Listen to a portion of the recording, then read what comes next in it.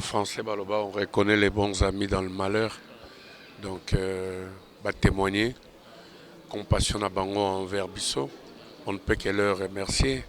Nabaye peut-être Bazana Misala, moi SMS, appel, ma présentation, ma condoléances. Pour nous relaxer, partager ma douleur d'un Bisso, toujours remercier Bango. Une pensée pieuse pour notre fille, notre soeur, notre grande soeur, notre petite fille. Une pensée pieuse. Soutenons la famille, soutenons ceux qui sont éplorés, qu'on se tienne la main dans les coudes et que l'Esprit de Dieu console toute la famille. La mignonne, la mignonne, et Tracy Mbelenga Pro. Après avoir enflammé la scène musicale de Paris avec un concert légendaire, Héritier Wata revient pour un show encore plus grandiose. Le 24 mai 2025. Vibrez au rythme de la rumba congolaise comme jamais auparavant. Une seule date, un seul lieu. Héritier Wata au Dôme de Paris. Des hits incontournables, une ambiance électrique et une connexion unique avec son public. Le 24 mai 2025, rendez-vous au mythique Dôme de Paris, Palais des Sports. Vibrez au rythme de la rumba congolaise comme jamais auparavant. Une seule date, un seul lieu. Héritier Wata au Dôme de Paris, le 24 mai 2025. Les places sont limitées. Réservez maintenant. Maison Awatusa, chez Maman Nicole Malonga. Yaka, eza na poto nemoyebite. Yaka, tokiti na metro Château Kayau awa. Ah, uzomona kimbondo. Oh la la la. Paris. Jela na oyeba asaka amoni ndazabo asaka so bine bila metro. Papa mukolo boya takota kusakamsanga. Bisa ngalo le bani. Tanga. Awa toza. Awa nini? Awa toza. Awa. Yaka soni na place tokoti. Azama na mboka Maman Nicole Malonga. Vous êtes devant Nicole Malonga Awa toza, c'est-à-dire Awa toza le magasin Awa toza au boyo partout dans le monde. Nicole Malonga Awa toza, maman Awa toza devant vous. Toza na Château Rouge sur la rue Custine numéro 3. Awa naza na produit spécial, ma produit oyo elongolaka na tâche. Tozolobela makambo matampo ba maman ba bébé belé. Ba maman bazotambolaka na ba poudre na ba fond de teint. Nicole Malonga Awa toza, Awa na Château Rouge na yepona kolongola matampo ba maman, banduka ba maman, ba maman oyo bazana besoin au sala taille. On a repoussé ma mine. Ba maman oyo bazana besoin ya kosala ma forme kalinga azala na tolo munene, alingi azala na sima munene ba hanche munene. bipende munene maman Nicole Malonga awa toza nde kaka boyebi depuis 2007 nateka baproduit ya kogrossir bafait saint mollet hanche oyo evimbisa awa olevimba non yozomona te oyo eloko note eloko evanisaka mabala eza mpona mibali ça grandit limaso olingi soko moni ekoki kosuki wana sino ekopasuka nakotela nakobongisa ezotraite telema vraiment nga mona aza victime na meki yango oyo bazobenga ena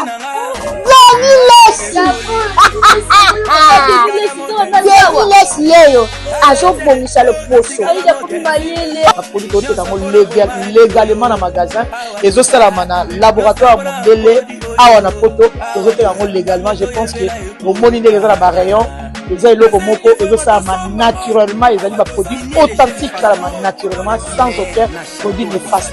Voilà. akosa bino te ye moto abanda makambo yango kala awa toza oya te nango Nicole Malonga. Je suis docteur Pichotondele, pharmacien de formation. Je suis formé à l'université de Kinshasa à la faculté de pharmacie. Et puis je fais d'autres masters en transformation des agro-ressources à l'université Marien Ngouabi et au Canada en préparation de cosmétiques thérapeutiques naturelles.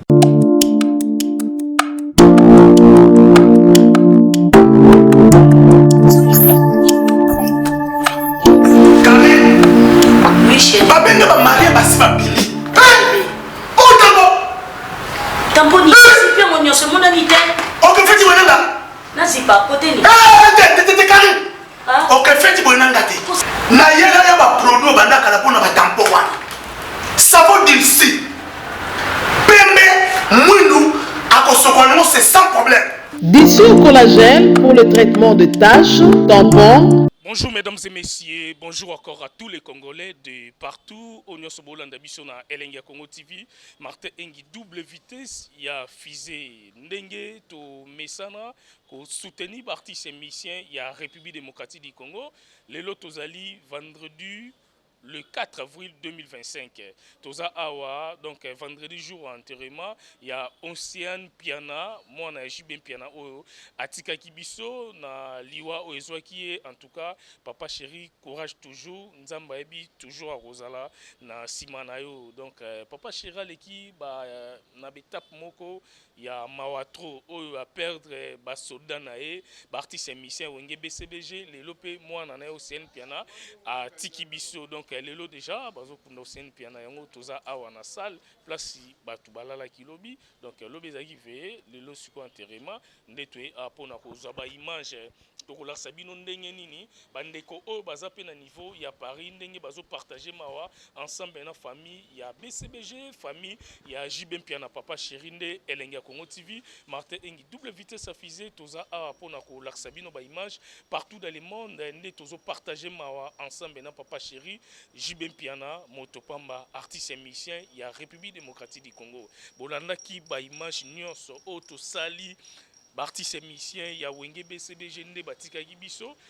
Totika rappé bango te po bisonde, to yambaka bango pour na ba actualité, pour na ba information, to soutenir ba artiste et musicien, ceux qui bazan un problème, pourquoi pas to yawana, to partager ma to zo ba image to la sabino. Les Congos de partout, au Bosso Talabiso, les Lotozali, vendredi le 4 avril 2025, enterrement, et Zali, les Londres Toza, Awana Salle, Tola Sabino, ba image, il y a Batouandenge Nandenge, artiste et musicien, au Bazouya ko partager Mawa, ensemble ménage Ben Piana, papa chéri, Motopamba, oh Lelo, Azali, vraiment, n'a pas si. Elenga Congo TV, Martin Engi, Totiki papa chérité, Totiki, Wenge BCBGT, Totiki famille, il y a papa chérité, Tozo partager.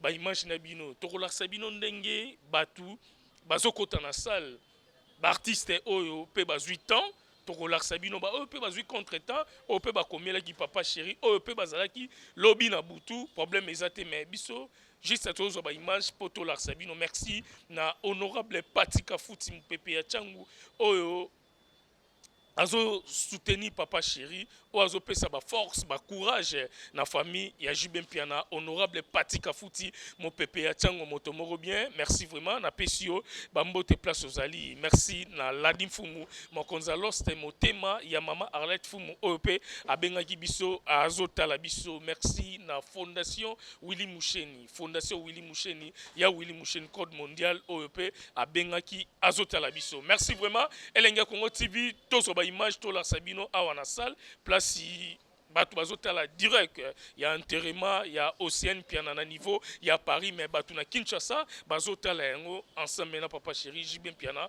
motopamba merci tozo ba image merci mesdames et messieurs partout dans le monde au bozotala biso toza awa libanda ya salle place tozo partager mawa na famille ya papa chéri Jubem Piana motopamba pona liwa ya Océane Piana o atika gibiso lelo zali jour ya enterrement nde dira que rosala matoro laksabino ba image na bateau bazana poto ndenge bazolela biso pe torotala bango pe barotala biso awa na Kinshasa capitale ya République démocratique du Congo toloba ki torozwa batu ya ndenge na ndenge ba vrai ya papa chéri ya Wenge BCBG pe bae awa vendredi le 4 avril, jour enterrement pour partager mawa ensemble na batunya so ba biso. Bonjour. Bonjour Ndeko. Elenga Congo TV, batu bazotala partout dans le monde. Na lingi système message na bandeko bazotala yo. Lelo toza vendredi le 4 avril 2025, jour enterrement, ya Océane Piana na Paris, mais biso toza awa na Kinshasa. Message européen ça na batan onyoso papa chéri Alexis Napasi. Vraiment napesina no merci pas en colo. Parce que la Bible nous dit, tout ce qui nous arrive, c'est Dieu seul qui permet tout ça. Okay. Alors, papa chéri a blessé. Bisopé ba vrai na famille na ye. To kangi maboko na bisoté. To ba qui va, to koya a la vie à nova. To partager douleur oyo papa chéri a zalango. Ba bazolo baba biloba loba wana o ezama na bango. Ce sont des personnes qui comprennent très mal les choses. Ce botel l'histoire à Job. Job a souffert. Malgré qu'on y manage à un panzambe, mais tango nzambe yaki komi monisa makati na ye, to ebinenge zalaki. Donc papa chéri, courage, biso ba vrai to yelelo poto kabola mawana yo jour enterrement. Bandeko bazana poto pena kansa balala ba image oyo, tozala bomoko. Présence na biso ne muté sala ke papa chéri azwa makasi. Donc je pense que nzamba zo lokumu puisque yende apesaka ye pazwa. Voilà. Merci vraiment. Donc, on a CPL Makassi, Nenge au petit message pour nous soutenir. Papa chéri Jubem Piana, je crois bandeko ba na poto ba hotala biso pe to hotala ndenge faut ça makambo ko sala kuna tina métier to komona ba image nyonso donc poto tala ngwa. Alors message ni soko pesa surtout na bandeko nyonso BCBG o balalaki na butwa lelo to lamuki na bango to eli supona enterrement.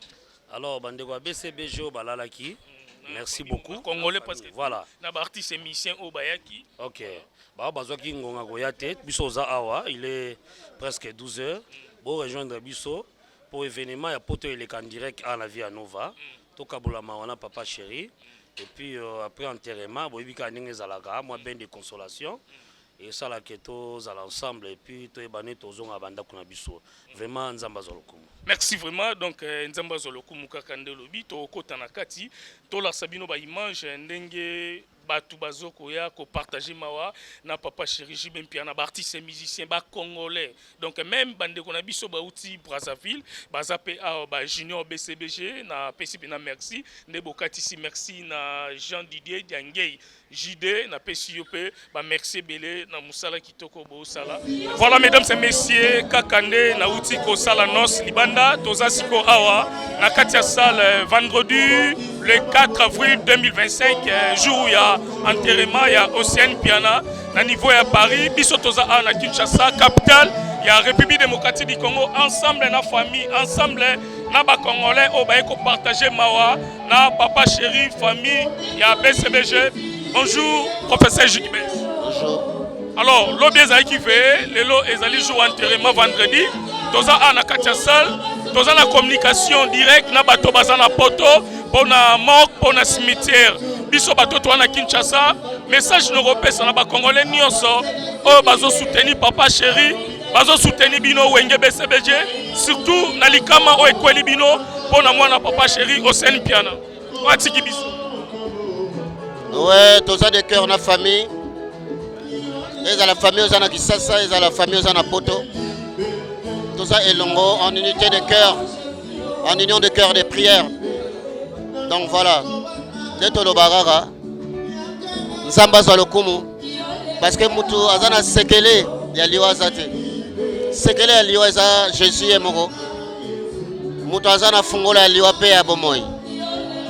Donc voilà, on a un message que le secret de la vie, c'est Jésus-Christ. Celui qui a vaincu la mort, c'est Jésus-Christ. Nous sommes tous des passagers, nous sommes des pèlerins. Donc tout Luka et le gars Nzambe et Salah Malam Mingi. Alors, présence à bateau baelelo, bazo tika binoté toujours sur vos problèmes. Ba Congolais, bande konabi so artistes et musiciens, bazo partager toujours mawana papa chéri. Bazo le mabinoté, na nyonso o ekweli bino na batan nyonso leki o ya baliwa na BCBG et puis côté sur la famille à Jibem Piana. Ozolo bani ponengo. Non, to lobaka matondi, to tonda na Nzambe, to tonda pe batu oyo, bazo sala lokola Nzambe. Ko Nzamba za bolingo. Batu nyonso bazo soutenir biso na tango pasi. To pesi ba matondi pona bolingo na bango. Parce que Bible lobi, il faut pleurer avec ceux qui pleurent, se réjouir avec ceux qui se réjouissent. Donc voilà. Identité ba Nzambe ngona. On fait pas la fête lorsqu'on brûle chez les voisins, papa chéri aloba. Après baliwa ba musicien, tango kaki au scène puis analyse soit tiki biso. Et ça la yon ndengeni na batan nyonso bolekisi. En Christ, ezaka esengo. En Christ mawa ezaka esengo. Pour tout concours au bien de ceux qui aiment Dieu. Donc, nakoki kolela, mais esengo Christ atiaka kati nanga ekolongwa te. Esengo wana mtetindaka biso, etindaka ngai nakumisa. Naloba gloire au Seigneur. Voilà. Le jour enterrement vendredi, le 4 avril 2025, Baokunda, Océane, enterrement à Poto, Bisoto à Kinshasa, Netozana direct na Bango, Olobini Pona Batonio Sope Baoke cimetière, Bisoto Zalia à Kinshasa, na papa chéri. Non, ayons une pensée pieuse pour notre fille, notre soeur, notre grande soeur, notre petite fille, une pensée pieuse. Soutenons la famille, soutenons ceux qui sont éplorés, qu'on se tienne la main dans les coudes et que l'Esprit de Dieu console toute la famille. Alors, moi, question moko, Batubabina Tunayo, présence à papa chéri, à niveau à Paris, pour l'enterrement lelo, à Kenda qui est à Kinshasa, et à Ponani, pour la moine Oyo, à Tikagibi Océane Piana. Présence à papa chéri, à Paris à Monanité, à Zapete, l'enterrement lelo. Yolobini. Les bottes biologiques à papa chéri, et Zali Awa. Famille. Nabandeko ya maman Nicole, pas Zali Awa. Awa. Maman na Zali Awa, famille na Zali Awa. Famille professionnelle Zali. Bandinga ne Bazali. Alingaki Azala Awa. Ponyoso le kapé malamu. Asali peke nyonso na poto eleka malamu. Voilà. Bana na biso bazakuna na poto ya sali ke baninga nyonso balingaka ye na famille alela na bango elongo. Merci professeur Jikibes. Toza ana matanga toi na salle jour enterrement. Merci beaucoup.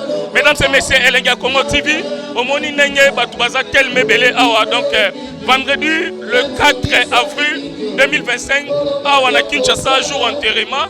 Donc il y a Océane Piana bandeko bana poto bango pe matanga ba osala kuna pona kokunda zoto ya mowei Océane Piana oyo atika gibiso biso pe toza na Kinshasa na batu ne bozomona batu baza tel mebele pona ko partager mawa na Jibem Piana papa chéri Motopamba artiste et musicien ya République démocratique du Congo to bandaki libanda nde to koti awa na kati poto la sabino batu balala ki lobby jeudi le vendredi jour enterrement ne ba talango direct bomoni écran géant au bachewana place ba relaxa ba image ndenge bazokende cimetière bande konyo so baza awa ba otala yango écran géant pona relaxa ndenge matanga eza na poto batu ba otala na Kinshasa. Merci vraiment na bande ko tout obozui ta ya kolanda biso na Elenga Congo TV. Merci na bino nyonso tout oyo benga kibiso bona rotuna pona liwaya Océane Piana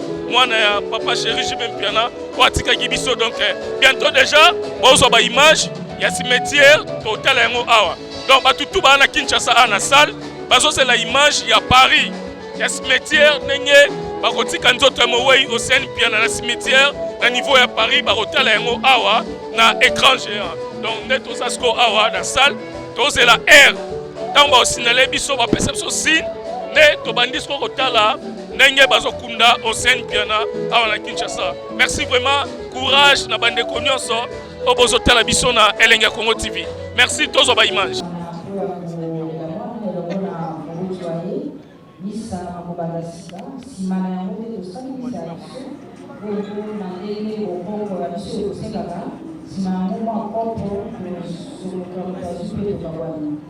Frères et sœurs, à titre de qualité, nous vous saluons. Nous remercions de votre présence à ces lieux au nom de l'artiste et musicien Jean-Bedel Piana. Nous remercions de votre présence à ces lieux à l'occasion de cette veillée mortuaire qui est organisée en mémoire de Océane Piana, fille de J.B. Piana. Pour l'heure, frères et sœurs, nous allons suivre en direct depuis Paris la messe de suffrage qui est en train d'être célébrée à l'instant en hommage en mémoire de Océane. Donc nous allons d'abord suivre cette messe-là en direct et juste après cette messe qui doit conduire jusqu'à l'animation de l'enfant, nous reviendrons à nouveau, cette fois-ci en physique, pour une messe qui va être célébrée ici en ce lieu, toujours en hommage, en mémoire de Océane Piana, par le père Louis Moïse, je le différerai, de la paroisse Notre-Dame de Fatima. Et juste après, il y aura un bain de consolation, bien sûr, en mémoire de l'enfant qui nous a quittés de la manière tous vous connaissez. Et cela va se passer dans un événement le plus recommandé.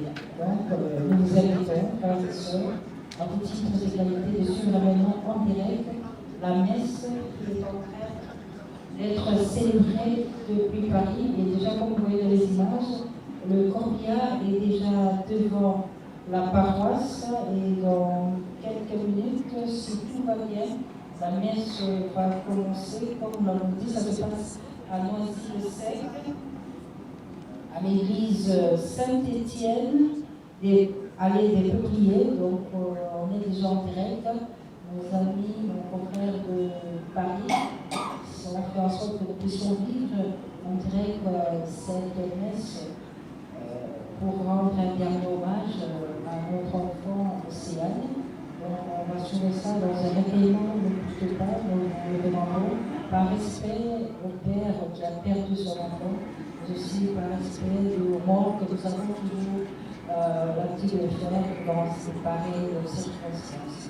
Donc on va tous être scotchés sur le petit écran où nous aurons en direct tous les grands événements, la messe, mais aussi l'illumination des océans.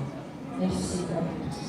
Voilà, mesdames et messieurs, donc tout est libanda, tout continue à Katsasal pour le Lezali vendredi le 4 avril 2025, jour en enterrement à Océane Piana Watika Gibiso.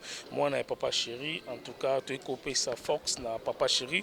J.B. Piana, né tozana à Katsasal awa, tozota la ba image direct, où ils sont à Paris, nenge bazana Kats église, et puis au kende cimetière, yango tozana na Katsasal, tozo partager mawa ensemble na famille ya papa chéri J.B. Piana. Wenge BCBG pe ba congolais nyonso o baza awa ba ko partager mawa na biso toza ensemble na Roger Ngandou Elenga Congo TV.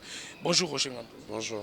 Alors toza le vendredi jour enterrement ya Océane Piana awa na Kinshasa bande comme sou baza na poto o pe baza na messe bazo kende cimetière lelo biso na Kinshasa présence ya batu nyonso o ba awa pour na ko partager mawa na papa chéri J.B. Piana Motopamba.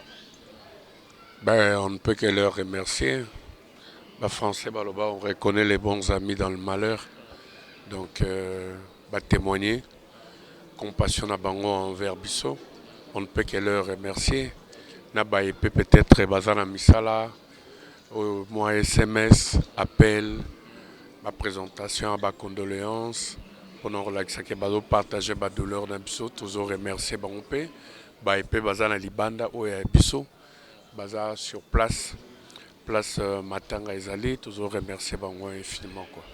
Alors présence il y a Papa Chéri, le jour enterrement mais Papa Chéri à Kinshasa, n'a habité bateau nyonso au pays bazo raisonner c'est un raisonnement na bango que moi na Papa Chéri Océane Piana Atiki Biso mais Papa Chéri présence na kuna à mon ani Tazan à Kinshasa, yo repé sa message ni pour ba comprendre que ezabo. Tout ce qui se passe dans la rue ou tout ce que les gens racontent, nous on ne calcule pas. Parce que en réalité, ils sont là pour raconter n'importe quoi, surtout dans Msala Nabino. Franchement, ça va pas. Ça va pas. Quand je dis ça va pas, Nabonanga au côté en détail. Mais vraiment, c'est plus intéressant quoi. C'est plus intéressant. Mais moi, on a Papa Chéri. Je ne crois pas qu'il y ait des news tout le monde besoin d'assister biso. Bazana douleur pareille n'a Papa Chéri. C'est le plus choqué. Mais s'il n'est pas parti, c'est par rapport au conseil de son médecin. Vu moi je vous dirai tout de suite, ça ne vaut même pas la peine de vous dire, mais je vous dis que santé à Papa Chéri Zarassou bientôt. Et là, il devait normalement se déplacer pour attendre sur place, mais le médecin a ABC, vu ton état de santé, tu ne peux pas prendre l'avion ou qu'il est sur place, au mon accord, il y a mon anayo. Je ne te conseille pas, organise funérailles Yoana Awa. C'est pareil, Océane est parti, on a encore besoin de toi, reste sur place. Voilà pourquoi on a tout organisé ici, même Mouto, à l'équipe n'a pas si. Pour les cas, maman n'a été, papa n'a été. Alors, écoutez l'Ankibino Sangweliwa Océane à niveau ya poto. Oui, on a écouté à Paris. Et Papa Chéri en Afrique du Sud, quand on est dans le Banao, Santéné peut permettre de sauter. Maintenant, il y a des vacances. Il y a des vacances, ça c'est déstressé, à zone en forme, à préférer qu'en Afrique du Sud. Et les jours où il est arrivé, le lendemain, il y a une nouvelle, il y a une séjourné en Afrique du Sud pour regagner la capitale. Nous aussi on a fait pareil et surtout que mission de service dans les acquis juste pour 6 jours, donc j'ai respecté 6 jours après dans la zone Imboka quoi. Alors pour la banquette au baloba qui ba osala surtout na ndio éclairci bato au bazota la biso au pe bazo comprendre vraiment liwa ya Océane Pianaté ya accident ba toutie na ba explication surtout monaki ba toutie na prince o ya kekuela kuna kota sala musculation. Alors banquette wana déjà bo moni mutango tout aki. Ça évolue, ça c'est pas à notre niveau, c'est au niveau de la police française. On est à la banquette na bango, mais c'est déjà passeport, comment dirais-je, identité à moi, porte-monnaie naïe, et puis libérer corps pour la funérailles et les enquêtes continuent. Nous à notre niveau, on ne sait rien dire, on ne sait rien faire, tous autres aller là-bas, mais tout ce qu'on sait que c'est des pays développés où ils appellent que tant on va vendre les enquêtes. Finissera toujours par trouver une solution. J'ose croire que la personne là, où il y a tout à qui m'en a retrouvé et puni quoi. Alors présence il y a Batou Banda veillé, Batou Congolais, Bazo Lemba Papa Chéri té, ata problème juste Papa Chéri, Bazo participer kaka na baliwa et Batou nyonso presque bateau tout au Baouti ko fana BCBG c'est gain Zulema et puis le lopé Océane Piana, Batou Bazo pe sa force courage, ne baza message nous opé ça bango. Artistes et musiciens. Si ce n'est que de remercier les artistes en général, famille biologique, et merci Nabaïnyo sur Libanda, extrémistes, il y a bonne musique, la famille, les amis, connaissances. On va continuer pour soutenir Bisson de Kanalobaki, Liwa est naturel. Donc, l'agenda, il y a 17 ans, Tobo Tamara, tous allons déjà inscrit dans l'agenda, le jour où nous allons partir. C'est seulement que Linga bandeko mingi ndeto koma kosala illusion que liwa ezalaka mpona bapaya ezalaka mpona biso te. Mais en réalité soko olandeli mututu alingaka kokende na paradis, mais bizarrement mutu alingaka kokufa te. Donc ouais, mutu alingi kokufa te. Donc c'est la loi de la nature.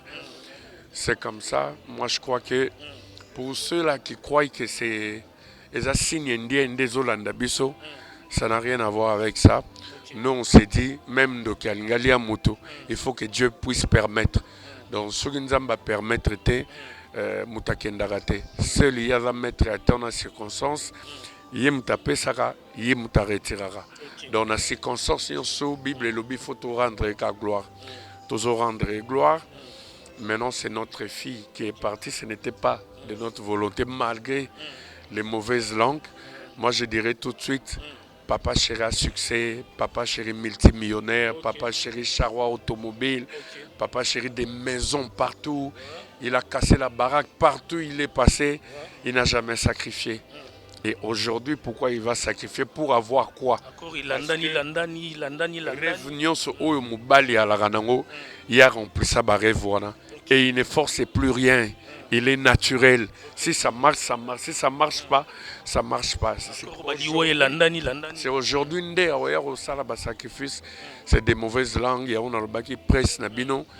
Apparemment, c'est des intérêts égoïstes. Vous n'êtes plus là. Pour booster les artistes. Mais apparemment, la presse, surtout les chroniqueurs, les émissions YouTube, et comme que j'étais ma peau de banane pour faciliter la chute à bateau, c'est plus intéressant. Quoi. Mais bon, nous, on ne calcule pas. On est clean, on ne se reproche de rien. Donc, seul Dieu sait quoi. Okay. Merci beaucoup, Roger Ngan. Merci beaucoup.